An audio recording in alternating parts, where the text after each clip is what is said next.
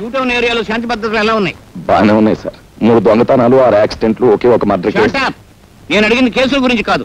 నేను ఏం చెప్పినా ఎస్ అంటూ ఉండడం నీ డ్యూటీ. Yes sir. నేనేం చదవటం అనుకుంటున్నావా? మీరే అనమన్నారు కదా సార్. షటప్. నా పేరు చెప్తే పశువులు వాల్పోసులు కూడా తినడం మానేస్తాయి, తెలుసుకో.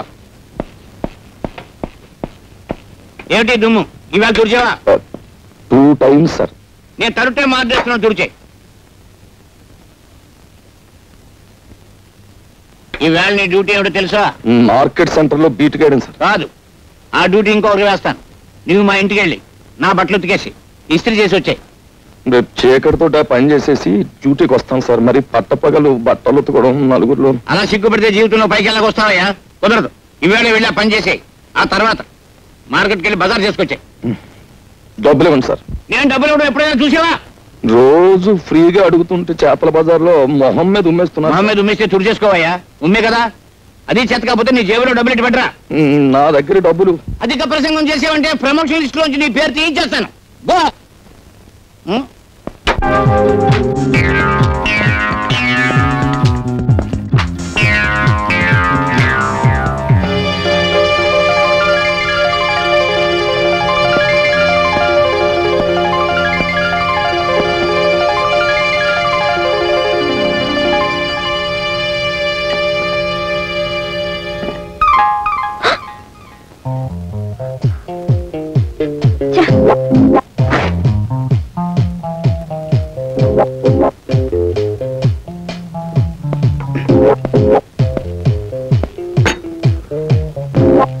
ఆల్ రైట్, అసలు విషయానికి వస్తున్నాను.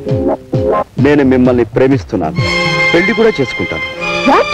ఇంత ఫ్రాంక్ గా ఇటువంటి విషయాలు మీతో మాట్లాడే వాళ్ళని ఇంతవరకు మీరు చూడలేదనుకుంటాను. నాతో మాట్లాడకపోతే నువ్వే నష్టపోతావు. నేను 3 అంకెలు లెక్క పెట్టేలోగా నువ్వు నాతో మాట్లాడాలి, లేకపోతే నలుగురు వచ్చి నీతో పోట్లాడేలా చేస్తాను. ఓకే? 1 2 3.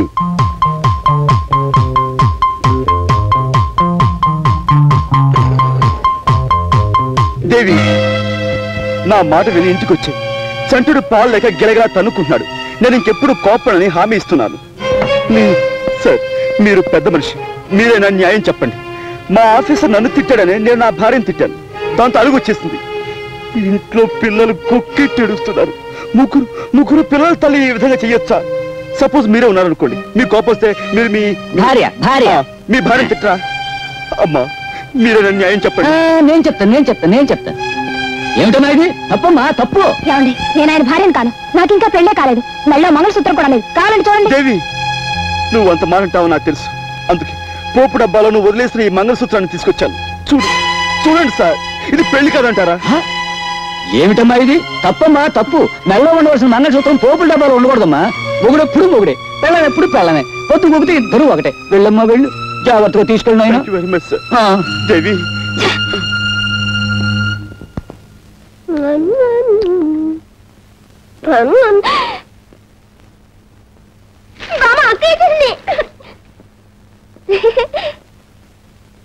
బామ్మ, మందేసుకున్నావా? వంట అయిందా? లడ్లు తిన్నావా?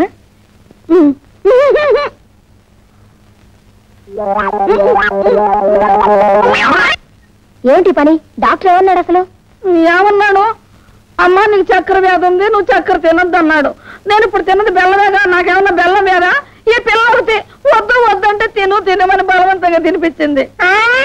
నేను స్వీట్లు తెస్తేనే గాని నన్ను హరికథకి తీసుకెళ్ళన్నావు కదమ్మా. నువ్వు ఇలా స్వీట్లు తింటే హరికథ కాదు, హరి అంటావు. ఓసి పిచ్చిదానా, నేను అప్పుడే హరి అన్నే.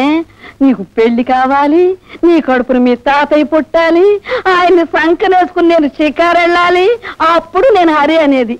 మళ్ళీ ఏమిటిది? చేతిలో ఉంటే నువ్వు పడేయమన్నావుగా, ముక్కు కింద గోతులో పడేద్దామని. పడైనా బామ్మ